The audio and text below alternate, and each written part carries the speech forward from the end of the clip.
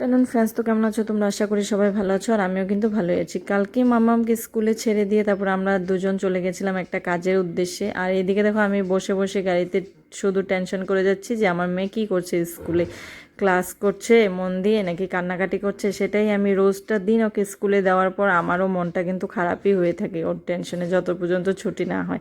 তারপর দেখো আমরা কাজের থেকে আসার পথে এইদিকে দেখো ওয়াটারমেলন নিয়ে নিচ্ছি মামামের জন্য, কারণ মামাম ওয়াটারমেলন খেতে ভীষণই ভালোবাসে। আর ও ছুটি হওয়ার পর এটা দেখে ভীষণ খুশি হয়ে যাবে বলে ওর পাপা ওর জন্য ওয়াটারমেলন নিয়ে নিচ্ছে।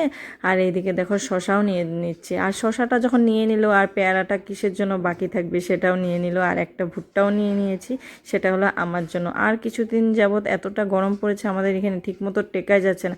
তোমাদের ওখানে কীরকম গরম পড়েছে সেটা কমেন্ট বক্সে অবশ্যই জানিও। আর তোমরা কে কোথার থেকে আমার ভিডিও দেখছো সেটাও কিন্তু কমেন্ট বক্সে অবশ্যই জানিও। তো সব ফল কেনাকাটির পর আমরা এখন চলে যাব মামামকে স্কুল থেকে আনতে। তো আজকের ভিডিওটা তোমাদের কেমন লাগলো কমেন্ট বক্সে অবশ্যই জানিও।